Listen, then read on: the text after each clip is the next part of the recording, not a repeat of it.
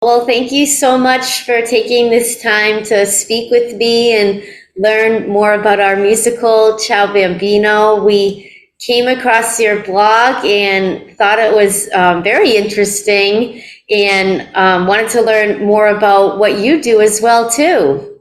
Yeah, amazing. Well, thank you for your kindness. I mean, I know I've read some of the articles and everything. What is your vision and goal for Beyond the Curtain? I guess it's just celebrating theatre, isn't it? I guess that's why I was writing in the first place, and it's kind of getting to see, kind of meet people like yourself, kind of that you wouldn't ordinarily get to meet. Yeah, we're always looking to broaden our horizons and our resources. We are primarily based in the US, but the UK is, just a little bit Yeah, it's over not the far. pond here. So, we definitely, respect and value, the wonderful theater and creatives that's happening in the UK. So, while we've been focused on US productions at the moment, we're always looking to collaborate with others in the UK to be a part of our team, or that might, want to get some credits producing in the US, being a part of the US show, or maybe one day we might see our musical performing over in the UK. Yeah, So we're just looking, to establish relationships with others and get the word out there. My husband, our musical director and arranger and orchestrator, he spent some time in the UK. So he studied at the Liverpool Institute of Performing Arts. yeah, He's a pianist and he's a graduate from LIPA, which he really, really loved studying at that institution. So we have some ties there, and we thought that was, kind of a neat thing, that a UK alum is working in theater in the US. And so, yeah, we're just trying to, get the word out there about our show.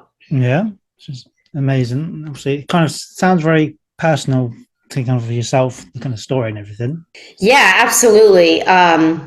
So Ciao Bambino, to give you a little bit of a back history, we've been working on this show for about 10 years. And I'm originally from Boston, so started writing the show in Boston and moved to New York for a bit. I lived there for about 10 years, working the theater actor audition life Yeah, and how that was. Um, it's a 1940s family friendly show about an Italian woman who comes to the US to pursue a new life in her dreams, as so many immigrants did and are still doing here in the US. And at first, I was writing the music just for fun, composing the music, just doing kind of pop songs, but with a Mediterranean influence. I had spent some time over in Europe, in Italy and Spain. My grandparents, great grandparents came here from Italy. And so I kind of just naturally had like this Mediterranean flair, was writing music, and I'm a graduate of the Berklee College of Music, so I went back, did my master's, and my professors were saying, hey, you should really turn these songs into a musical, yeah, and started writing a script, writing a story, loosely based on my past and my family history. And we've done some workshops. So in New York, we started like with a couple stage readings, some workshops, concert versions of the show. And then we did some demo recordings. And then the pandemic hit, and during that time, we actually released like a short novel of the book. And then since then, we've done a production here in Orlando. I'm in Florida now, and we did our first college version. And now we're just trying to secure local productions, regional productions. But the goal is that local high schools, maybe churches, community theaters could put on the show in the future. I see it similar to some shows over here, like Nonsense and The Fantastics are very popular, and so many different local theaters and high schools are performing them now, even though, like Nonsense, for instance, was on Broadway a very, very short time. It's had a very lucrative career performing in just, summer stock theaters and regional theaters. So that's pretty much kind of the history of the show and where we're at and what we're looking forward to. And then, obviously, as you say, kind of the EP, I know it came out 2012. Crazy, kind of thinking how far back that is now. Kind of, how do you kind of reflect on that kind of the journey from then to now? So, yeah, we worked really hard on making an EP just of like these songs, and then that really evolved into the musical. But that was really the groundwork. The inspiration behind the music came from, honestly, a really bad breakup. And, wanted to put my thoughts and my feelings into words and music. And then from that music, different characters started to evolve in different themes. While the music is kind of playful and lighthearted, and it is a happy-go-lucky kind of musical, there are some deeper themes intertwined in the show. So obviously, immigration is, still a heavy topic here in the US, with people's families and their history and inclusion. And, we still have, obviously, a lot of immigrants coming to this country every day. And also other themes like gender equality, equal pay, harassment in the workplace, overcoming stereotypes. Those are things, that my ancestors had faced many, many years ago. And unfortunately, women and different ethnic groups are still facing today. So even though, it is a happy-go-lucky musical, there are some deeper parallels that I think a lot of people can still relate to and identify today. You don't just have to be an Italian American to associate with it. I see the show also similar to like Fiddler on the Roof, where, we can appreciate those traditions and the culture and the family. So, that a lot of different backgrounds can appreciate the show. And then kind of, did you have to do much? I know you say kind of your only family ties are kind of connected to it, but do you have to do much research when you were kind of writing and developing it? That's a really wonderful question. And I am lucky that I've had a good knowledge of my family history. This was on my mother's side. And we've got, old photos. We have old handwritten notes, from our family. We still have a lot of family over in Italy. So we've been really lucky to keep that relationship up. But of course, when you're writing a show, there is a lot of research that has to go in it. So we did spend quite a bit of time working on the dramaturgy of the show, just to make sure things were accurate. While I've changed like personal names, dates, places, we had to, just research like specific names. There is a little bit of Italian in the show, so we've worked a little bit with an Italian translator, especially when the students were performing to, make sure things are accurate. So I definitely think while we were in a good position with the family background, it is important, if you are doing a time period piece, to do that historical research just to make sure everything's accurate. And at the very beginning, the show is, I actually had the show later in time, like in the 60s, and then decided to push it back more to the 40s. And my family came over around the 30s, 40s. So there were some just little things, even with the time period, that we had to go back and make sure, are accurate. And then do you ever feel like a pressure when you are telling like history and kind of family ties and that kind of thing? Pressure with Yeah. that? Yeah. For me, it's authentic because this has been my story and my roots. So to me, it's very natural. Of course, depending in different cities, you don't know how the audience is going to react. Yeah. A New York audience could be different than Miami or LA or even the UK. We've had wonderful, audience reception, and it's been interesting with the audiences. Again, even if they're not Italian American, they can still relate to the story. So, for instance, we've had families from Ireland or from South America that said, hey, my family went through a similar challenge or, a similar ordeal.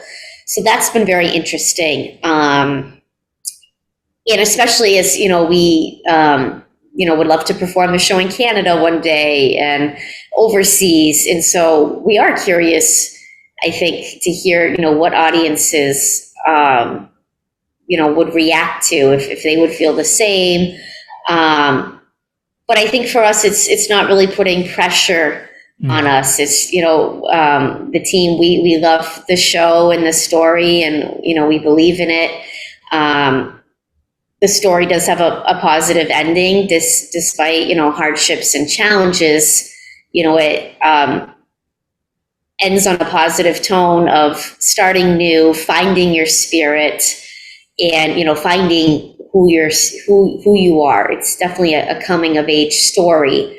So, yeah, I don't think we put pressure on ourselves, but we are curious to, see what other cities, how they would relate and respond to it.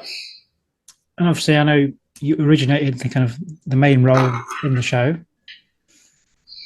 Is that Yeah. is that what's that like when you're the writer and you're there, in the room leading it? Yeah, that's really neat question as well. So I wrote the show with that in mind, that I would perform, myself in the show. Basically, I spent, many years in New York going on Broadway auditions, which was great experience. And I was always told, great voice, we love you, but we're looking for 6 foot tall blonde dancers, which I am not. So I wanted to create, a passion project that I could perform in, and that my colleagues as well, who were in similar situations, could also be a part of. Also at that time, Lin-Manuel Miranda was very big within the Heights. Yeah. And I was very inspired that he wrote the show and also performed in it himself. Obviously, he's gone on to do wonderful things since then. And so that kind of really started it. And there's not a lot of women in the industry that are, writers, composers, actors, producers. And so I wanted to challenge myself. In the past couple of productions, I've actually taken a step back from performing in it, and let another Elisabetta performed in it in another cast, so that I could sit back and really focus on the writing and to observe, okay, how does this look on stage? Is it working? Is the music working? And our next production here in Miami, I will hopefully be back into it again. Since our last couple of productions, we've worked on just little things. We realized we needed more like underscore music and scene change music and just little things like that. So I've been focusing on just polishing up the script, and now we're feeling, in a much better place with it now. But yeah, the goal, was for myself to perform in it. And, as I get older, I see myself playing different roles, or maybe, directing productions and letting others have that opportunity to perform those roles. Yeah, of course. And you kind of touched on this. Like, I know certainly over here in the UK, immigration, like you say, is in the news a lot of late things. But obviously, in COVID, kind of obviously has had a challenging time. But has that kind of last kind of 5 years or so into the journey kind of changed your approach at all? Yeah, absolutely. It's definitely made us think about things. Um, Ciao Bambino is a bigger show. It's about 16 characters. We have cut some characters and we've tried to whittle it down, but it's usually about 16 characters or so with kids.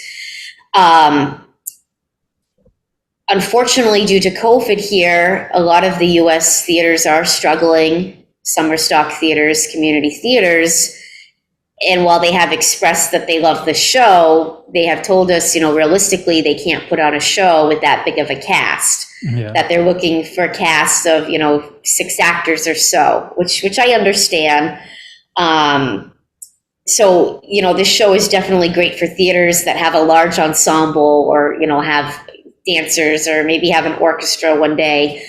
And, while the goal always, I would say when I was younger, used to be, Broadway, off Broadway, I think the pandemic, shifted my view a bit, because Broadway was shut down for, over 2 years here,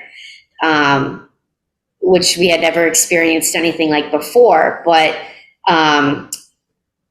there was a lot of positivity from that as well. So we had like outdoor festivals that were created. We had like churches doing events. So I think now I've realized, okay, there's not just theater on Broadway, but there's, theater in so many different places of the world. People were putting on musicals in their own backyards and on street corners.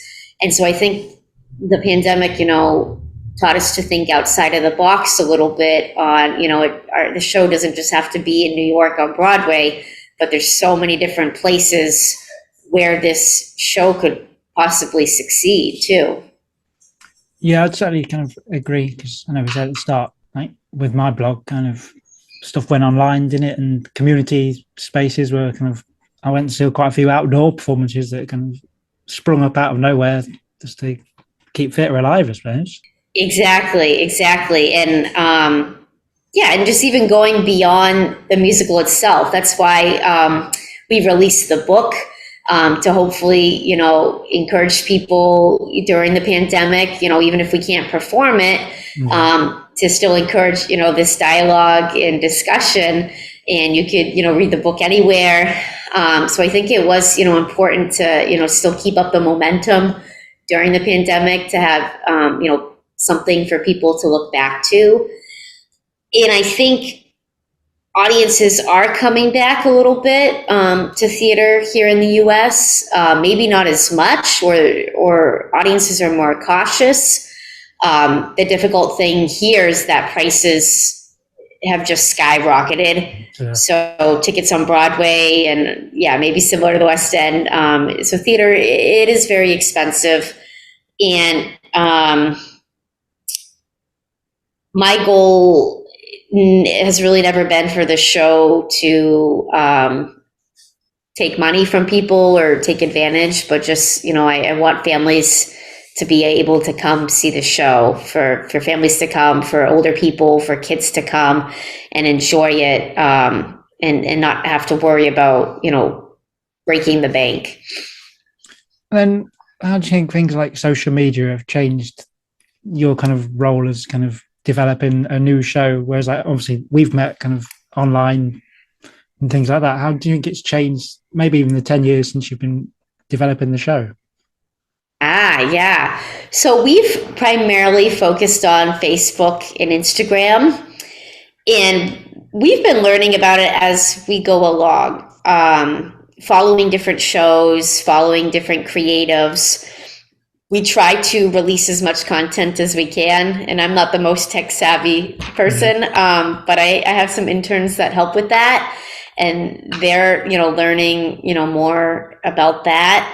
Um, the younger generation, I think it's really great. And when we did this last student production with all college university kids, um, it was really fun to get their likes and their comments and posts and hashtags because they're really creative with that. So for us, having kids in the show has definitely been a benefit, and they've been like our biggest fans and support team because they are just brilliant with all the new trends and everything like that. I know a lot of musicals now are doing TikTok. Maybe that's something we'll do in the future. But for us, yeah, social media I think is important because it gets us out there, and people all over the world can discover us or listen to some of the music, and we can connect, with other theaters and organizations from everywhere too. Amazing. I have a few questions that are just about you. Sure, sure. Obviously, I was reading kind of your bio on the website and the varied career you've had up to now. But what kind of keeps you inspired as an artist? Mm. I think you have to have that passion, that determination, and to work hard. It's not an easy path. The arts, it's definitely not easy for a number of reasons. For the work hours, the practice you have to put into it. Sometimes your career may be busy and booming, and other times, during a summer, maybe it's low key and you're looking for a gig. So you have to, I think, mentally, physically be prepared for the ups and downs, the highs and lows, and you have to be really passionate about it. I've been doing this, since I could walk and talk, since I was about 3 years old. And there's nothing I would really see myself doing, nothing else I would see myself doing. However, I would say that I have been able to incorporate like new knowledge or new skills. For instance, I always thought I would just be an actor, but I've, started owning my skills as a writer, as a composer, as a producer. I'm directing a lot, other productions now. So I'm not just focusing on acting, but focusing on a number of different areas within the industry. I also do some film and TV, some voiceovers. So it's all been connected. I also have a degree in education. So I've worked a lot in, teaching and arts administration.